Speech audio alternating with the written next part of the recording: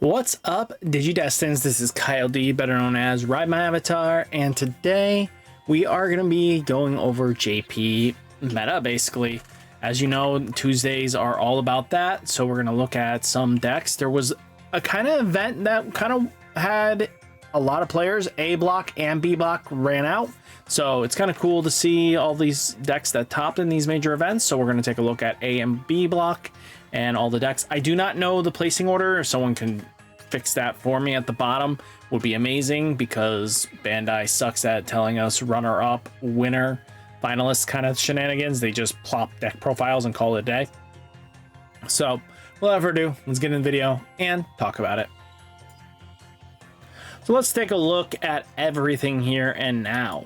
So if you take a look here, we have Lord Nightmon at 31 wins, Fenry Luga at 20, Blue Armor at 20, Blue Green Imperial at 18, Mirage Galgamon at 18, Blue Flare at 15, Purple Hybrid 14, Red Hybrid 13, Crossheart 12, Sun and Moon 11, Dukemon, Royal Base, Kazuyamon, Millenniumon at 8, 7 Great Demon Lords at 8, Beelzemon at 8, Yellow Vaccine at 8, Darugamon at 7, Ancient Guru, Plants, Fairies, the whole 9 yards is all here. Decks we'll probably take a look is what Edamon, Bird Beast, Goldramon, Cherubimon, Aquatic have done next week. But this week we're going to look at the recent JP event.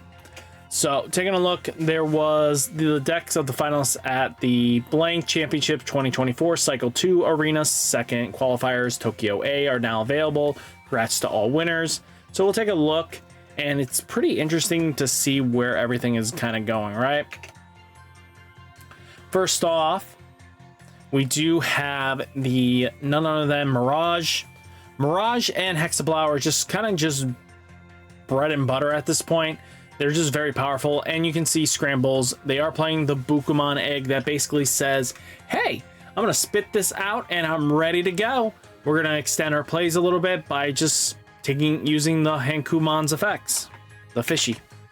Then we did have the none other than our good friend Magnamon. Wow, Magnamon X Antibody Blue Armors really just does a number with metagaming. It's a very strong deck. Magnamon X is just a big tower, big booty boy that can just apply a lot of pressure and make your opponent have to answer you. So being able to apply this pressure and just be able to clear house is always scary, especially with this deck's power ceiling. Being able to skip evolution sometimes is just enough to make your opponent have a bad day.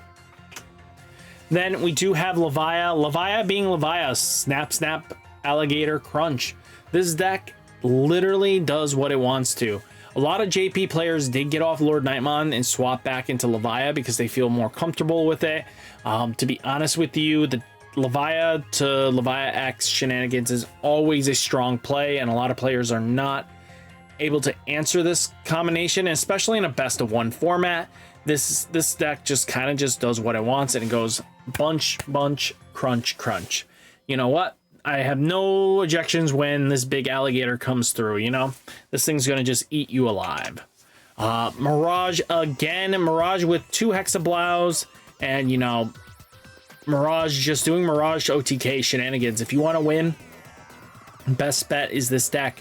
This deck just doesn't care what your opponent's doing.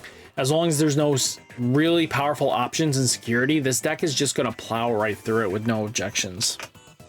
Then we do have another Levia list. No Anubismon this time, but playing Beelzemon Ace, which can help apply damage and removal. And then you have Ruin Mode just being Ruin Mode. So very much a very stock list.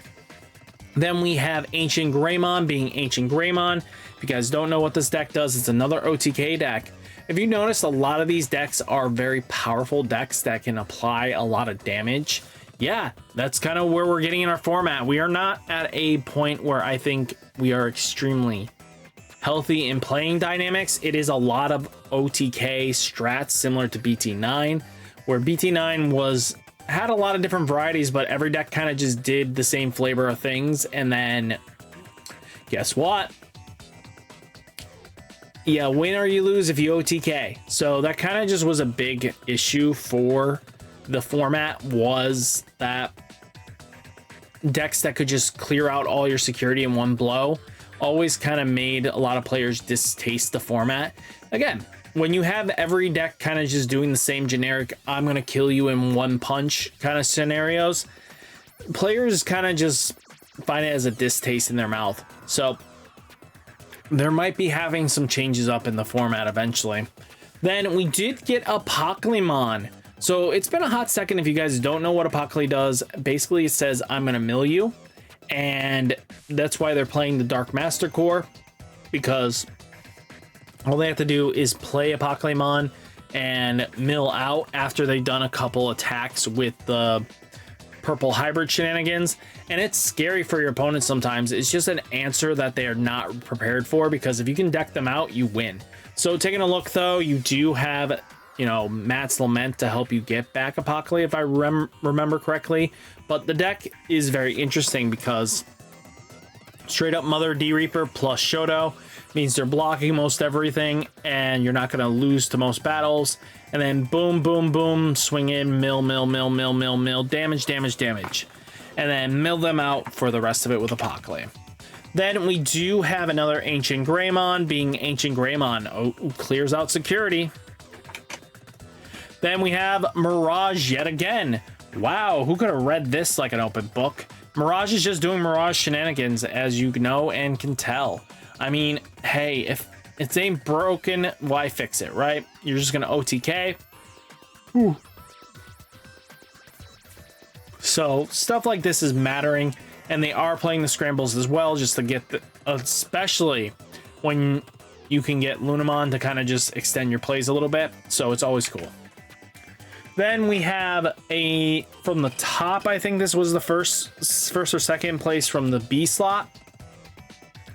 So taking a look here, you do have black based Dexteruga. If you guys are questioning what black base does, it's just a very powerful deck that can apply a lot of pressure and make your opponent have a bad day.